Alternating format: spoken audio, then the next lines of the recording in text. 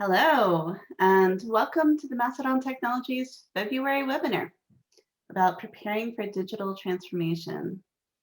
Waiting for a couple more people to join, and we'll get started.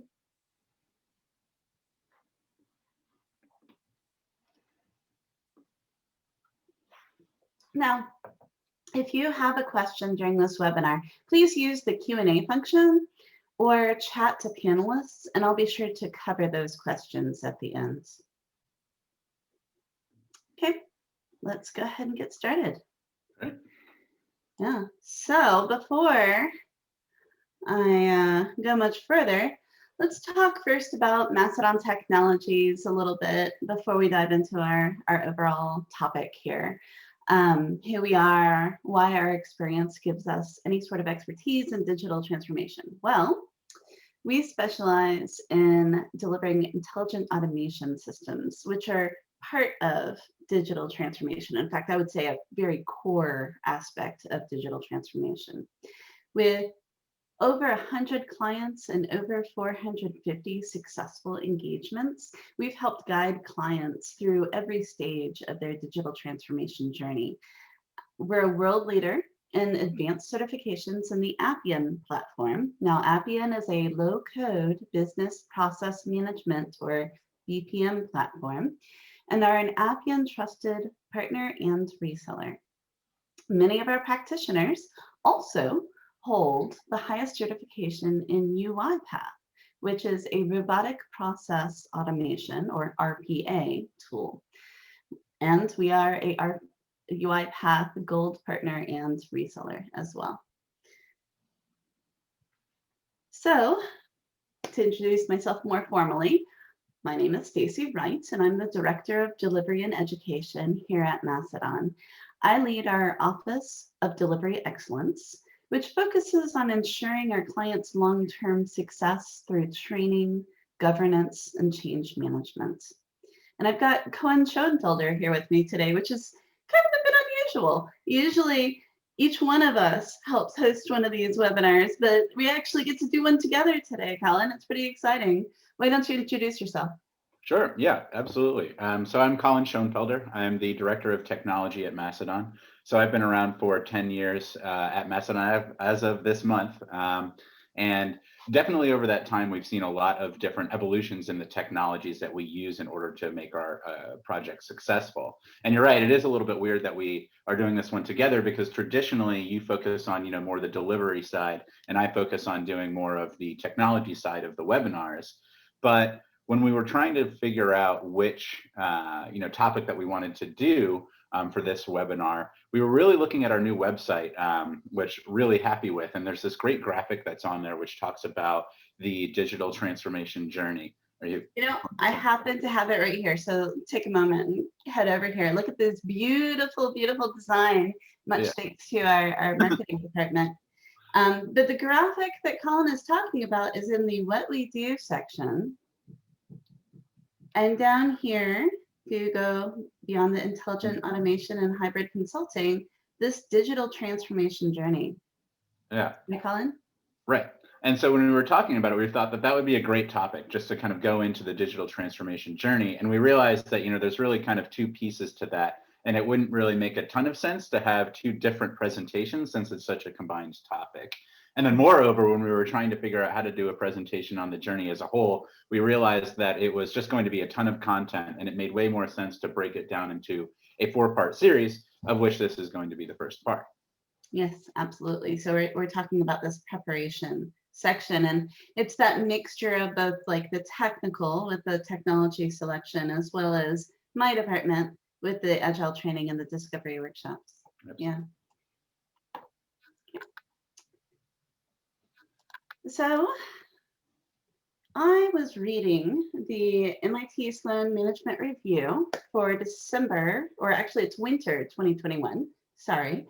And this article caught my eye. It is from the authors of, there was an article back in 2014 called The 9 Elements of Digital Transformation. And it was a very influential article from these authors. That fully described digital transformation in a whole different way, had never been described that way before. So this, called the new elements of digital transformation, is an update based on their research, and very excited to read it. I found this particular quote very interesting. So let me read this to you here. The foundation for digital transformation is a clean, well-structured digital platform. Let me actually, yeah, clean, whoops, hit the wrong button, sorry. Clean, well-structured digital platform. The technology, applications, and data that power a company's business processes. None of the other digital elements can achieve their full promise without it. So just to be clear, this clean, well-structured digital platform that power a company's business processes, and none of the other digital elements can achieve their full promise without it. I mean, this is talking technology, but Yeah. the technology that you need to be successful with your digital transformation, and it also highlights the critical importance of business processes in that process. Yeah. Yeah, exactly. And it's really a great, starting point. But, the platform that you use is a springboard, that you can use in order to automate all of your different digital processes. But that's not the only piece, right? We have to figure out exactly where we are trying to go before we can accomplish our goals. So the first step in any digital transformation is to concentrate on process. And along with that comes the idea of intelligent automation. It really ties in very closely together.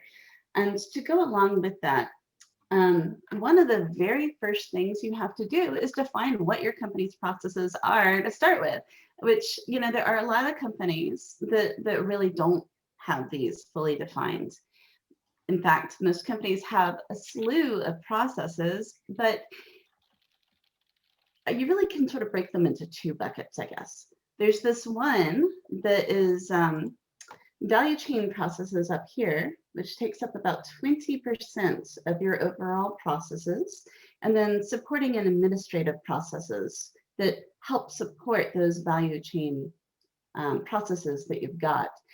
Value chain processes, as is demonstrated by this kind of graphic here, are ones that can span multiple departments, and they're also typically directly interacting with your customer.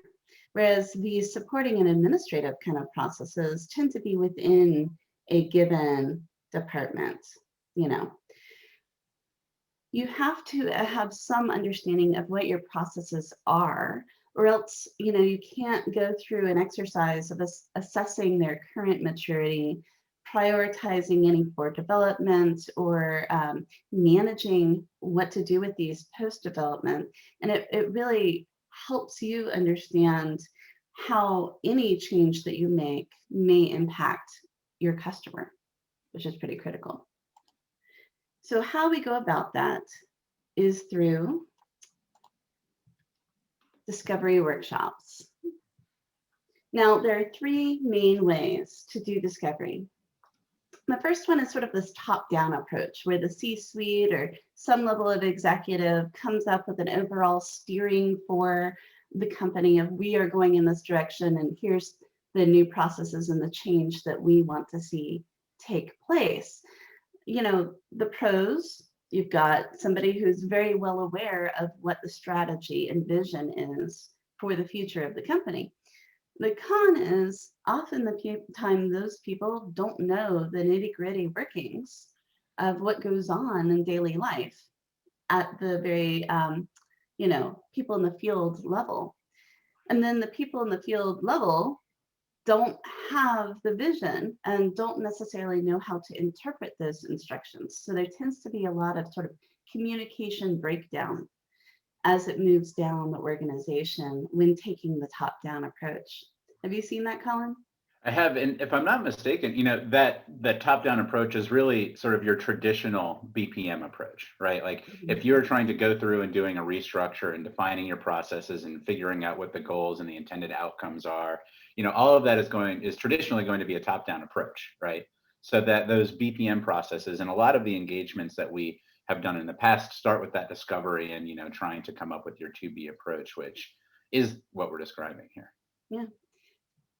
Alternately, you can go sort of bottom up and sort of get the voice of your workers, your frontline workers, and get them engaged fully from the very beginning. I read an article recently where a CIO had an RPA initiative that they wanted to do. And so they set out a contest for all of the employees to come up with ideas of like mundane tasks that they do on a daily basis that could be replaced by a bot.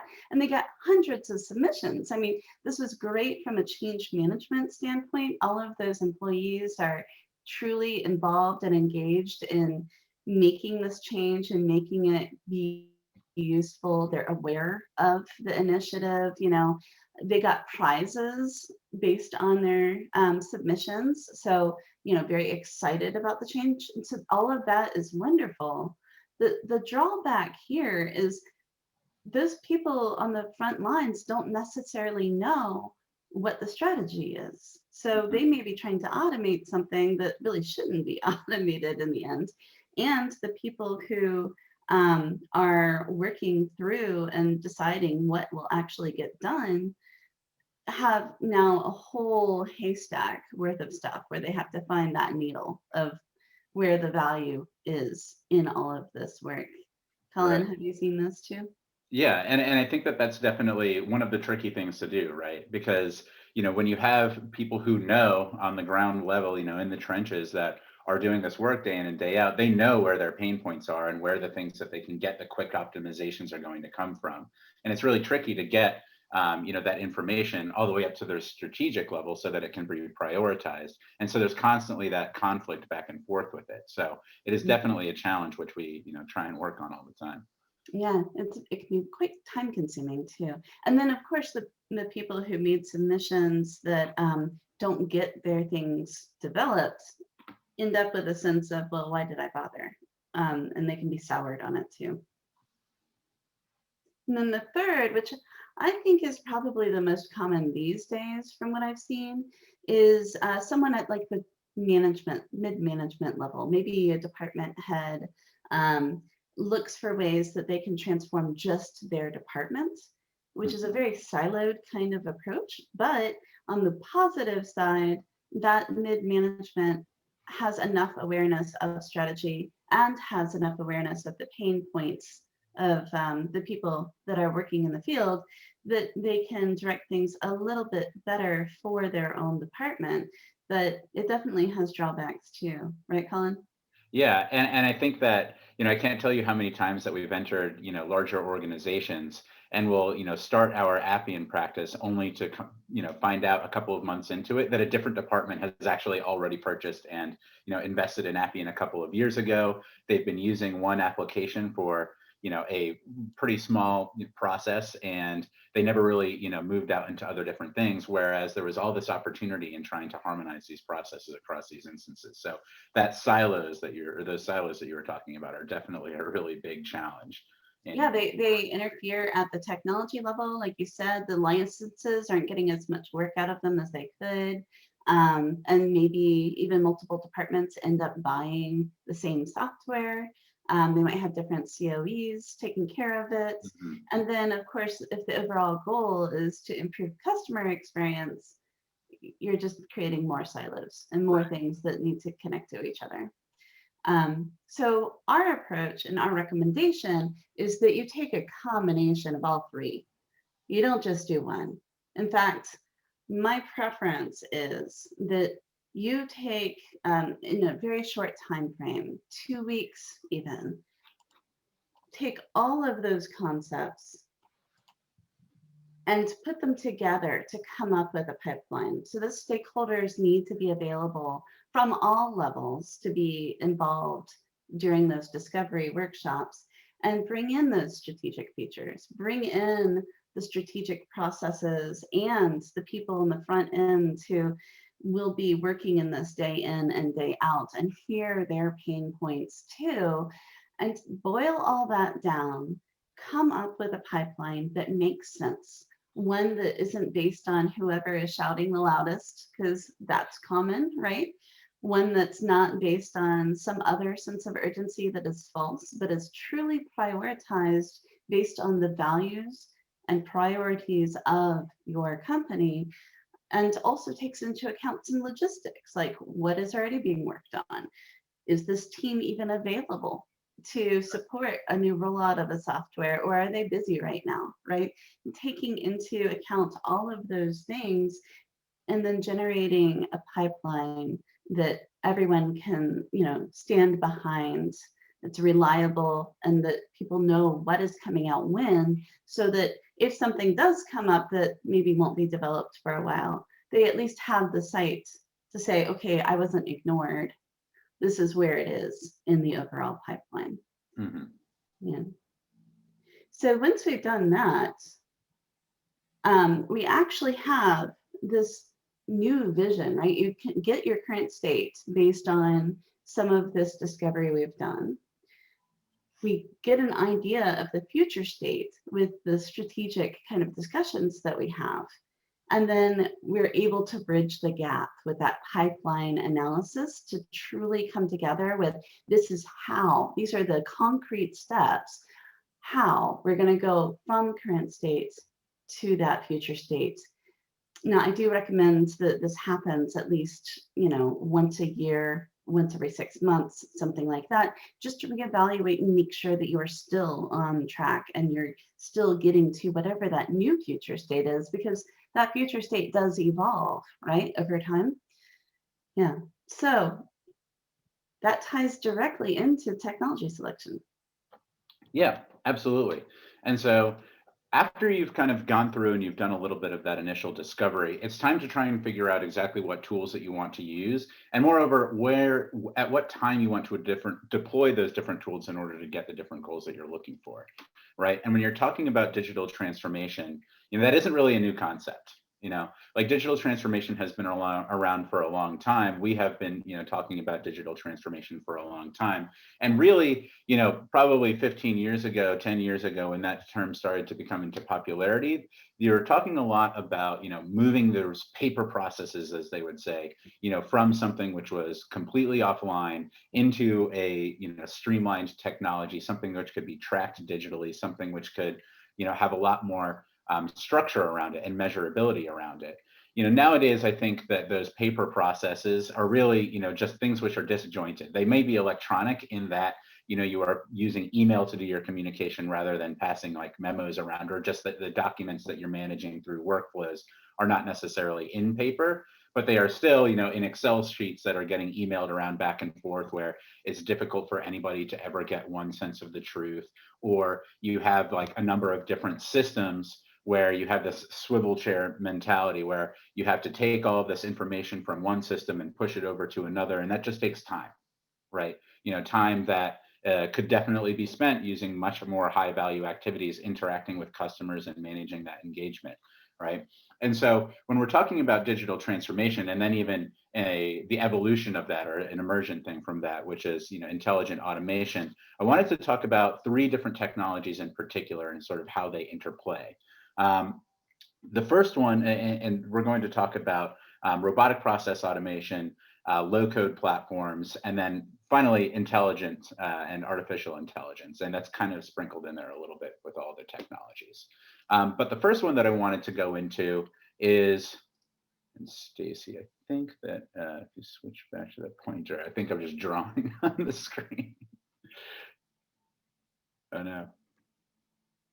Good. There we go. So the first one that I wanted to talk about is robotic process automation. And the reason that I wanted to talk about this one first is because it really is where you can get a lot of that initial value, right? So robotic process automation is really for accelerating those structured tasks. I mentioned a moment ago when you have the different technologies in that swivel chair, where I have to do a report from one system, and really, the beginning of my day is spending 2 hours just taking these reports from all of these different sales agents that I have in the field and entering all of that information into our centralized system or some spreadsheet or something like that, so that I can track things other places, or just getting metrics that we need in order to keep the business going, and financial tracking, right? Those are sorts of tasks that everybody is doing all the time.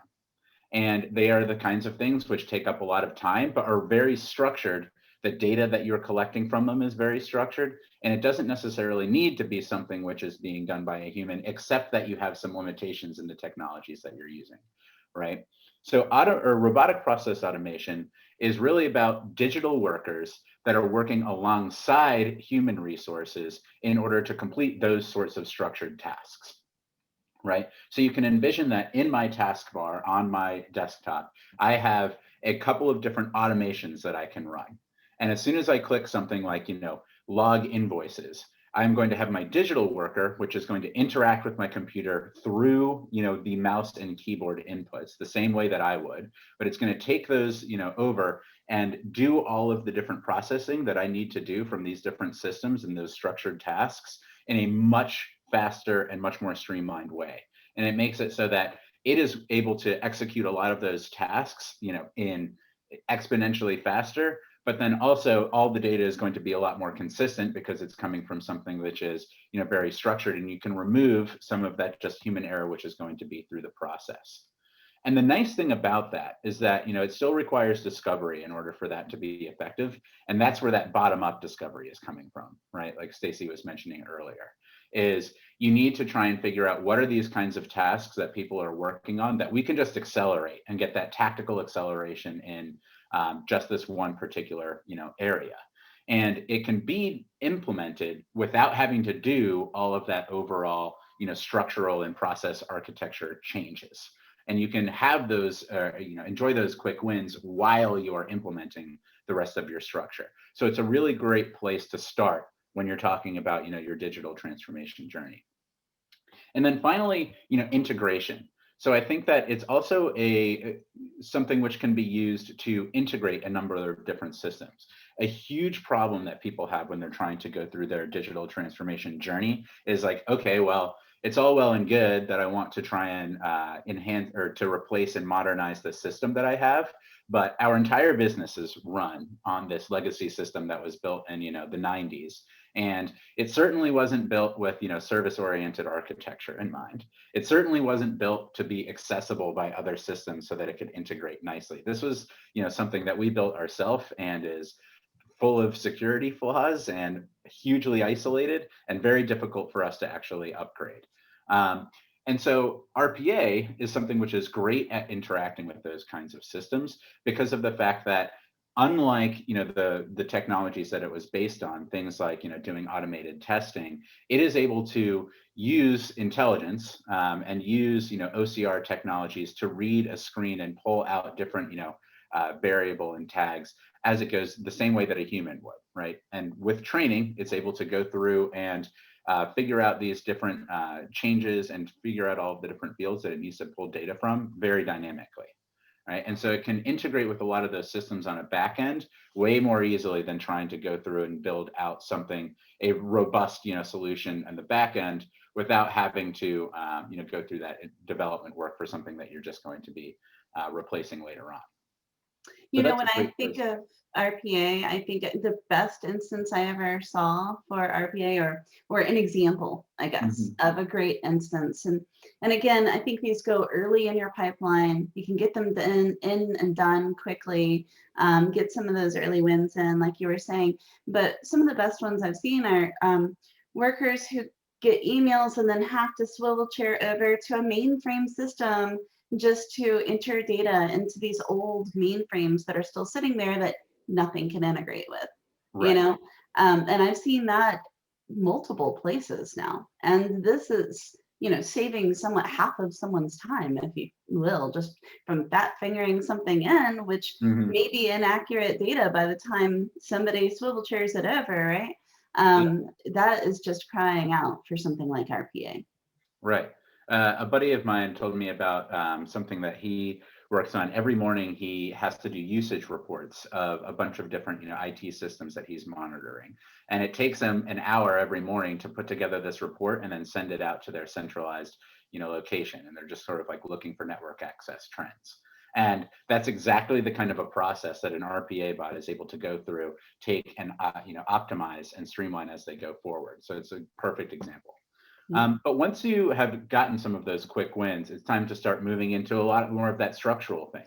And that is where low code starts to come in. So just like Stacey was talking about in the beginning, that platform, right, that everything is going to use in order to, be successful in your digital transformation, that's precisely what that low code platform is doing. It is going to be the technology that binds all of the other pieces of everything together. It binds your RPA together because it can be used to launch individual tasks and provide updates on when different things need to happen. If you have a number of different systems that you're still interacting with that are specialists, right? So like if I have something which is particularly an accounting system, or if I have something which is, an ETL system, or like an ESB, an enterprise service bus, which is just taking in a ton of service requests from a bunch of external sources, right? It can interact with and be the overarching platform that connects all of that together. And they accomplish that by being extremely easy to integrate with and very easy to pull information from other systems and put them into centralized data sets that can be used on different dashboards, which are going to show what's happening across an environment. And one of the things that's key about that is that they're definitely generalist, technologies. It's not specialist. With a low-code platform, you're able to build out a very, very, very wide range of applications. You could have your business process management applications, something which is going to be a really clear end-to-end process. The example that we always use there is like that expense management process. But you can also have things which are going to be a lot more, case management. If I have a ticketing system which is coming in and I don't really have like a structured process for it, but I have statuses and I have data that I have to capture, a low-code platform is able to implement those as well. It can also implement things like back-end orchestration tools. If you're trying to figure out like, okay, as soon as some, milestone is hit in this system, I want to try and, report on that in my centralized platform and centralized dashboard, and then kick off a process in this other specialized system for it to be able to complete its task. But I can go and see what's happening across this entire end-to-end workflow from one place. And once you have all of those different end-to-end workflows put together in your low-code platform, that's where the metrics come in, right? Because you can measure not just the individual tasks that you're doing. You can measure the overall end-to-end process to say, okay, where are the different bottlenecks that we have? Where do we need to do some process optimizations here? Where do we need to try and make, to add additional staff in order to support this particular bottleneck that we have? Or redirect staff in order to be able to help out other things, or make people more specialized in things that we want to try and accomplish, or even where's the part of the business that we're trying to grow, and how can we figure out if we are adequately growing that part of our business? The metrics that you get from using a low-code platform is exactly how you accomplish that and look forward in order to do things in a proactive state. Yeah, And absolutely. yeah. And then finally, once you have sort of those two pieces and really kind of sprinkled throughout, that's when you can get and move on to some of your artificial intelligence pieces. And the first step to this is definitely going to be a bit more on the tactical side, right? AI has a lot of different plug and play things that it already has out of the box. And those technologies that we've already talked about, RPA and low code, are already likely going to be using some of them when they are implementing all of their features. For instance, RPA, when it's trying to determine what different fields and what the data is that it's being displayed and trying to grab on a screen, it is using OCR models that have been trained for a long period of time in order to identify what the fields and what the data pieces are within that, even through things like virtual machines and Citrix environments, right? You have things like if I'm doing document processing and I want to just extract all of the data out of this document so that I can do analytics on it, and I can remove a human having to just look at a document and type all of the data into a field, or just making things searchable over time, right? That is something which is a sort of plug and play component that can be dropped into your different workflows that is using artificial intelligence to be accomplished. But once you have started to implement some of those different tactical changes, then as you have more and more data about your processes, you can start to do things which are a bit more faster decisioning, right? And this comes into a lot of the process engineering and the values that are and the discovery that you're doing in the beginning, right? Because you have this function or this decision point, and we know that we have to make this decision on this license approval, or this certification, or this loan approval, or whatever it may be, and we have these sets of data points that we are going to use to make this decision. And we've done this 100,000 times over the course of the last 5 years, and now that I have that data, we can build an intelligent model with it to say, okay, well, maybe we can predict a percentage or a risk score of this being approved. Anything that is over 95% of a risk score, we can automatically approve that. Anything which is in the lower 40%, we can automatically reject that. Anything in the middle, we can say, okay, this is something which we are going to actually have like a human review. And it takes away a lot of that just busy work of going through, yes, I'm wasting my time on this one. This is an obvious approval. I've done this 100 times, and making it so that you can really get efficiencies from using that faster decisioning from like intelligent modeling that you're doing over your process. And then finally, when you're really getting into that intelligent automation part, when you're figuring out the next step of your digital transformation, you can get into process optimization itself. So when you have these end-to-end processes that are all tracked in your low-code platform, then you can take that process and even do modeling on that process itself to proactively look for ways that you can do effectively discovery, but almost like an automated discovery, which is going to propose different efficiencies that you can make in your process, and really getting into process mining and things like that off of having people interact with their systems and determining the things that they're doing all the time, which can be automated. And that starts to get to be a really cool paradigm to be in. But all of that is based off of having that good low-code platform, which is the basis on everything coming together. And now that we've talked a little bit about the different technologies which are involved in digital transformation, I just wanted to talk a little bit about the technologies that we actually use to implement this, right? That's sort of the brass tacks. The tools that we use very regularly at Mastodon, and they're sort of ever expanding, but from a low-code platform perspective, we definitely use Appian. And the reason for that is because when I started 10 years ago, Appian was definitely a very different animal, a very different software that was targeted specifically for business process management.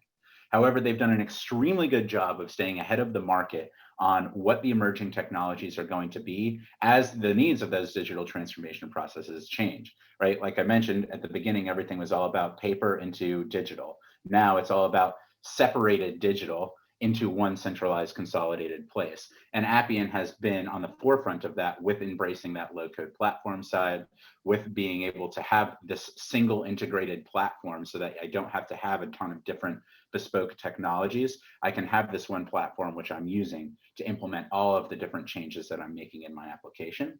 And I can build those highly versatile applications within it. I mean, at Mastodon, there's 450 engagements that we have had, largely within Appian, all of those are completely different types of applications. And so it's very, very proven in its ability to be successful in enterprise technologies and, be able to accommodate a wide range of different application types.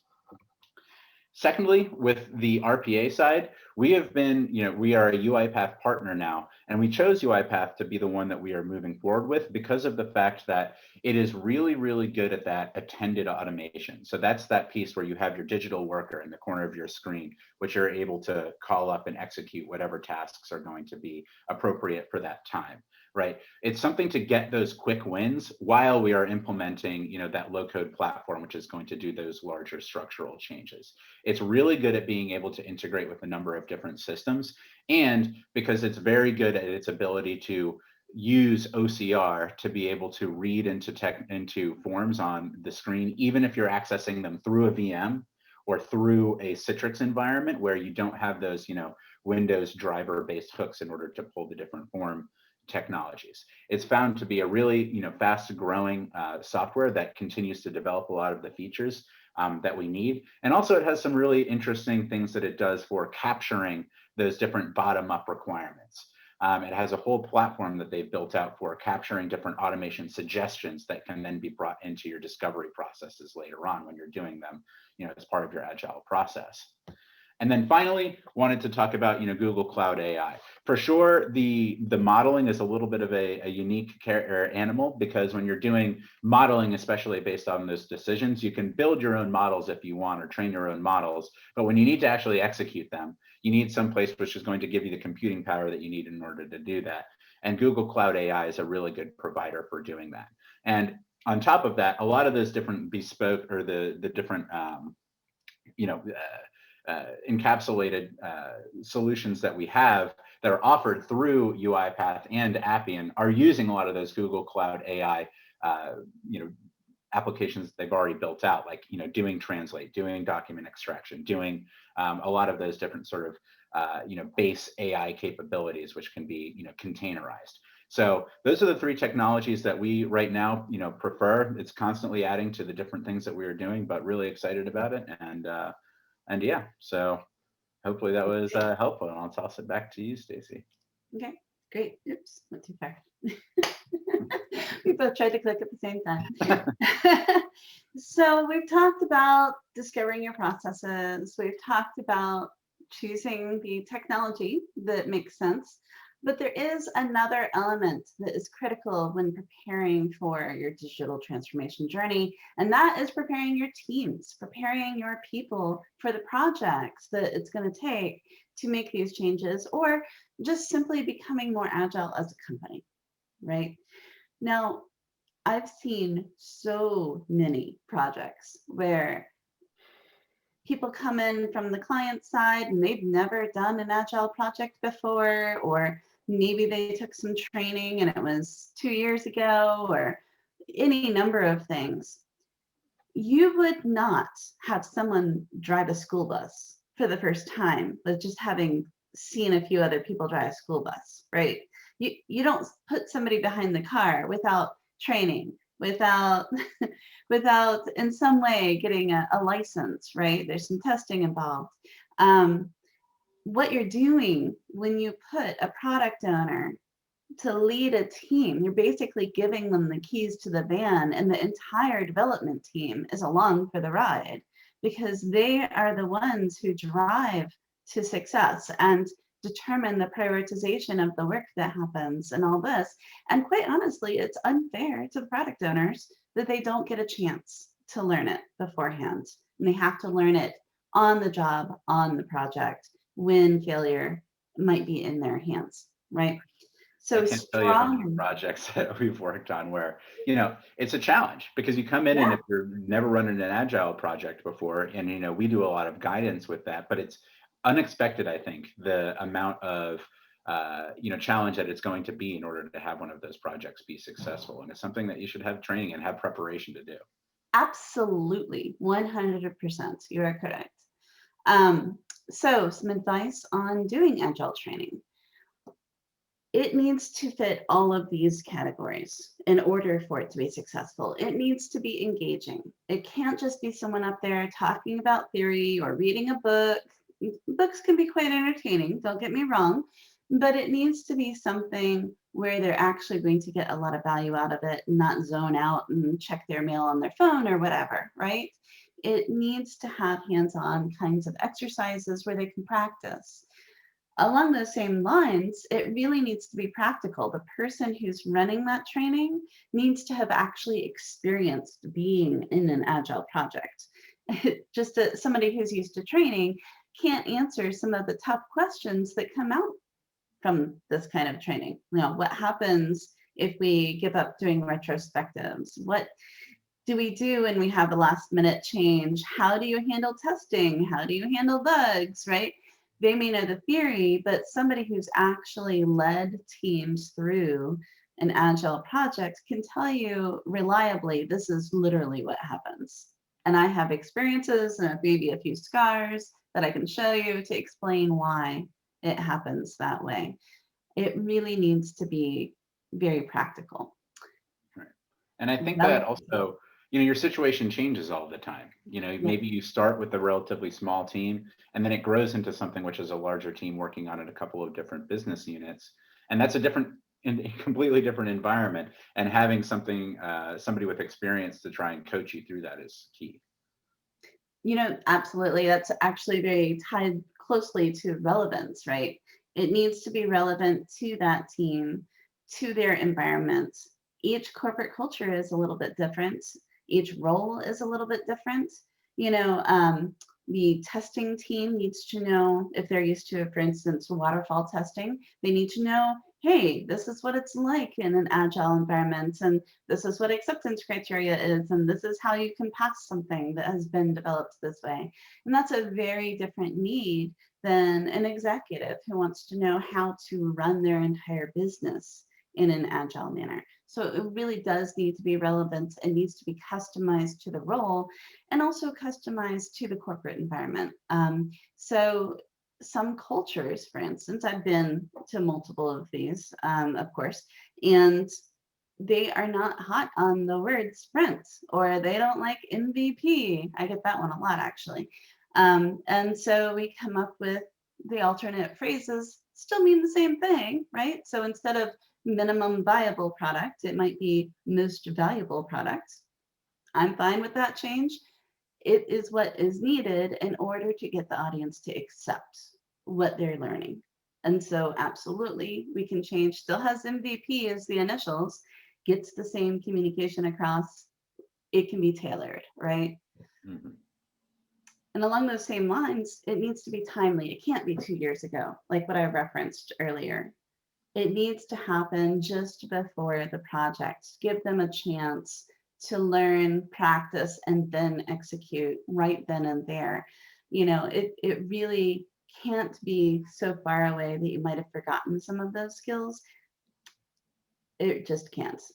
And then reinforced. So every time we go and do one of these trainings, clients bring in people from IT that already know Agile, or teams that have already done this, because, and I think this is similar to what Colin was talking about before, each Agile team ends up changing the methodology based on retrospectives. As time goes on, it changes, it branches off a little bit. And so once you join a new team, you have to reset back to zero. Okay, this is how you do it from a baseline kind of standpoint, right? So it Mhm. needs to be reinforced that, hey, this is what we're doing. And it also needs to be reinforced by the people on the team being experts at how you work in an agile manner to help reinforce the knowledge of the newer people, such as the product owner, right? Colin, do you have any experience in this? Yeah, I mean, sure. And like on the reinforcement note too, even if a team has achieved a really great, execution cycle, just over time, some of that stuff gets stale. The importance of doing the retrospectives might get a little bit stale onto why you continue to do that. You get a little bit, lazy about gathering acceptance criteria and getting to a definition of ready. Like all those little things, just it helps to have some outside experience looking at it and reinforcing why those different things are important so that you can continue to optimize and continue to deliver at a good velocity. Yeah, absolutely. So whenever you get your agile training, make sure it fits all 5 of these criteria. Now, just to reiterate, what we were talking through is this preparation step here at the bottom.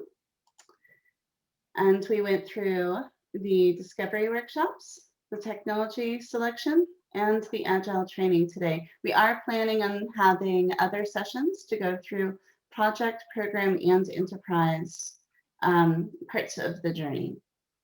So that's coming up too. Okay, so questions. I know we're getting close to time here, but let's see what questions we have. Oh, I think this one's a good one for you, Colin. We have systems that people can only access from in our network, preventing them from working remotely during the last year. Oh, that's terrible, actually, with COVID. That's pretty bad. How can we modernize when we have high security restrictions? That's a real puzzle. What do you say, Colin? Definitely. I mean, honestly, that's something that we see all the time, right? Especially when we're talking about like the different cloud infrastructures. It, Different industries, like federal government industries, finances and, banking are very reluctant to embrace, cloud technologies because of the fact that, they're just really worried about infosec, PII, things like that. But it is definitely a challenge.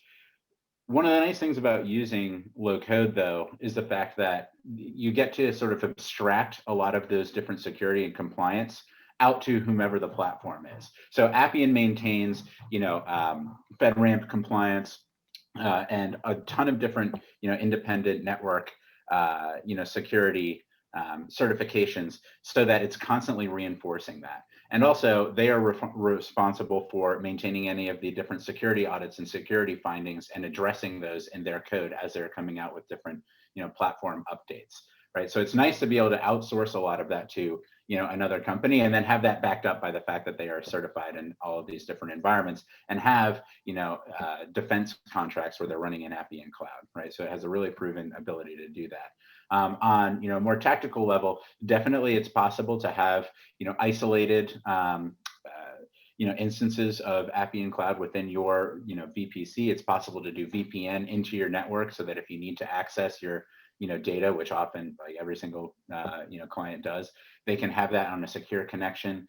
And in an extreme scenario, you're even able to do on-premise installs of like your low-code platforms in order to do that. But that's kind of something which is less and less needed. But yeah, there's definitely a ton of ability to do those kinds of migrations in a very secure way. Would love to talk about that more. We do have a few more questions. If you asked a question, we are at time, and I want to be very respectful of everyone's time, so I'll send you a message directly outside of this. There was one additional question that I think is worth talking to, which is, I heard there might be banjo music. I did hint on that on LinkedIn, but I think we ran out of time. So Colin will have to have his banjo performance a different time. If you link to us or you have any additional questions, feel free to join us on smiley face. I forgot there was another screen. Feel free to join us on any of our technologies. We're glad to help answer any questions or continue the conversation, quite honestly. So thank you, Colin. Absolutely. Looking forward to the next segment. Yeah, me too.